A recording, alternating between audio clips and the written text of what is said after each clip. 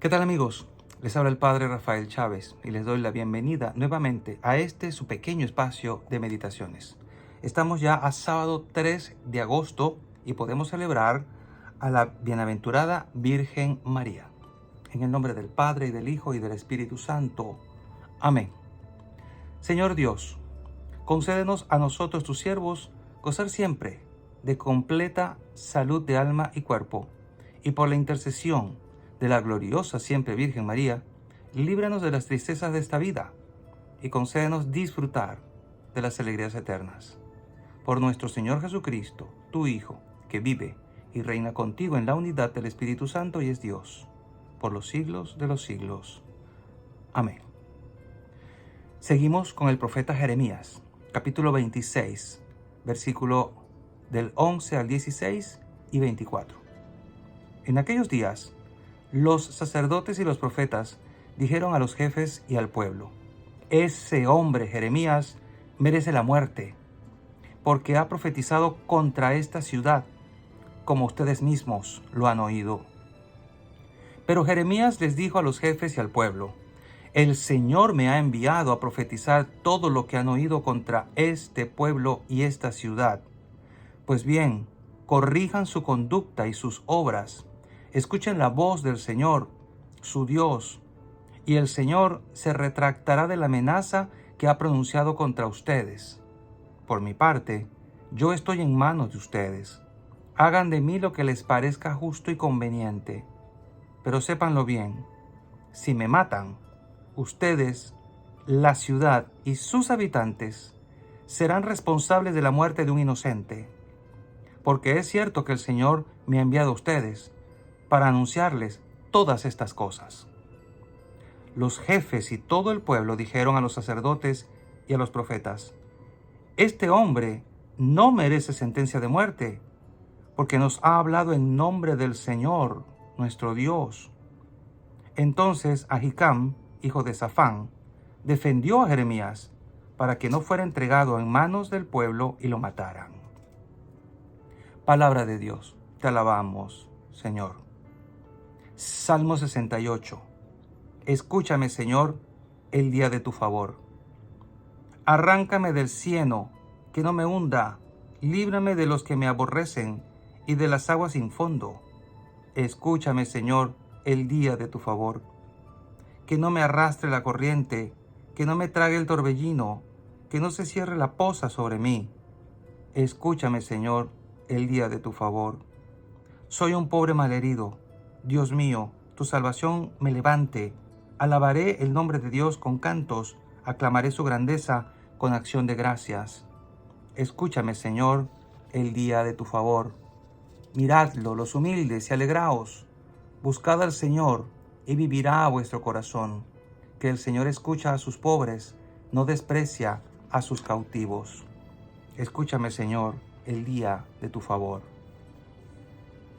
Y el Evangelio está tomado de Mateo, capítulo 14, versículos del 1 al 12.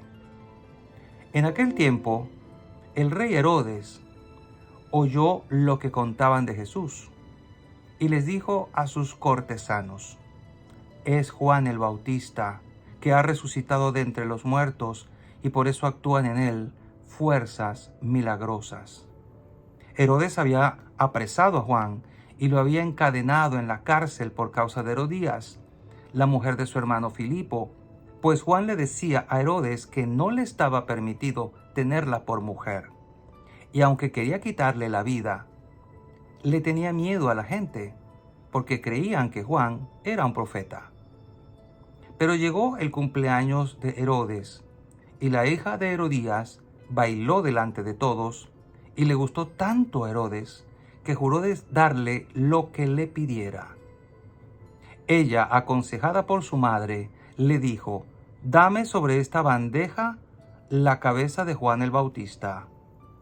El rey se entristeció, pero a causa de su juramento y por no quedar mal con los invitados, ordenó que se la dieran. Y entonces mandó degollar a Juan en la cárcel. Trajeron pues la cabeza en una bandeja, se la trajeron a la joven y ella se la llevó a su madre. Después vinieron los discípulos de Juan, recogieron el cuerpo, lo sepultaron y luego fueron a avisarle a Jesús. Palabra del Señor. Gloria a ti, Señor Jesús.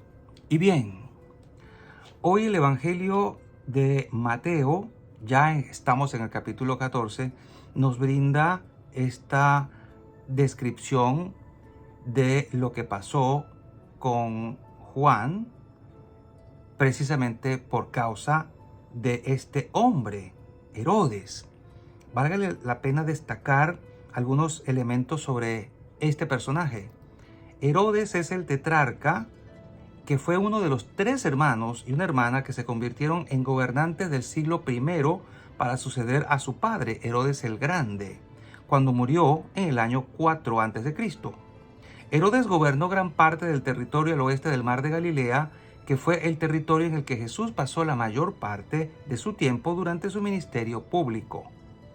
También gobernó un territorio al este del Mar Muerto, que es donde había encarcelado y finalmente asesinado a Juan el Bautista. Herodes era conocido por ser un constructor muy ocupado y es conocido principalmente por su papel en las muertes de San Juan Bautista y de Jesús. Recordemos que Herodes había tomado como suya a la esposa de su hermano Herodías y Juan el Bautista se había opuesto a este asunto públicamente, cosa que Herodes se lo tomó muy a pecho y finalmente terminó por decapitar a Juan por petición de Herodías, quien pues ella sí se ofendió bastante.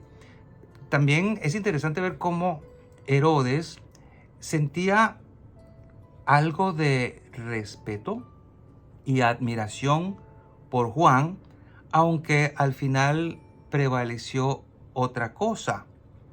El pasaje del Evangelio citado anteriormente revela una declaración tanto inusual de Herodes, porque después de haber matado a San Juan Bautista, él oyó hablar de la reputación de Jesús, que viajaba por todo el territorio de Herodes predicando y realizando muchos milagros.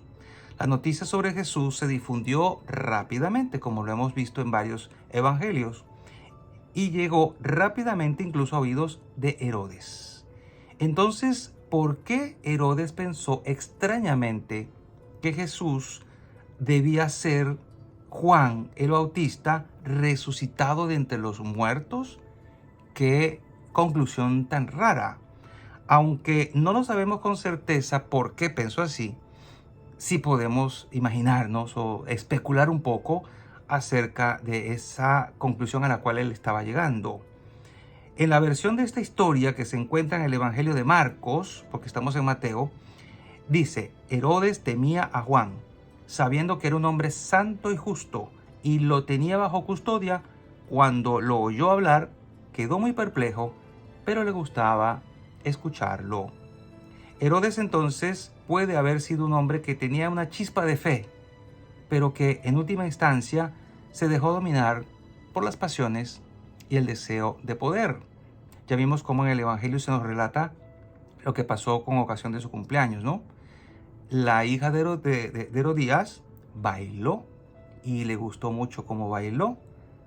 Y esto le hizo, además de el vino que tenía encima, por eso hay que tener cuidado con la bebida, le hizo decir cosas que no debió decir, prometer cosas que no debía prometer. Si nos damos cuenta, los que son como Herodes se creen los dueños de todo, los dueños de una nación, los dueños de un país, y no se dan cuenta que el país no es de ellos, es de la gente. Pero en la promesa que hizo Herodes va contenido ese anhelo de poder, esos alardes y aires de grandeza de creerse los dueños del mundo, porque le dice: te doy hasta la mitad de mi reino. ¿Cómo le va a dar a una niña la mitad de un reino cuando el reino no le pertenece realmente a él, pero se siente dueño de él?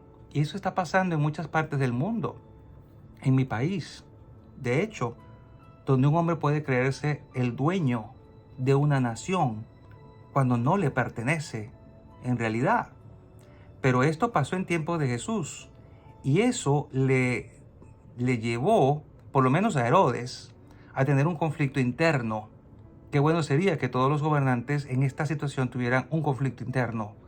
Que precisamente por pensar que Jesús era Juan Bautista resucitado, era como si lo estuviera viendo o como si se le apareciera o quisiera intervenir de nuevo en su vida.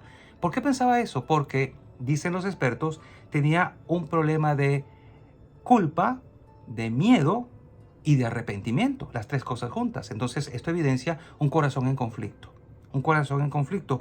Y esto puede ser común a muchas personas que están pasando, atravesando por un conflicto.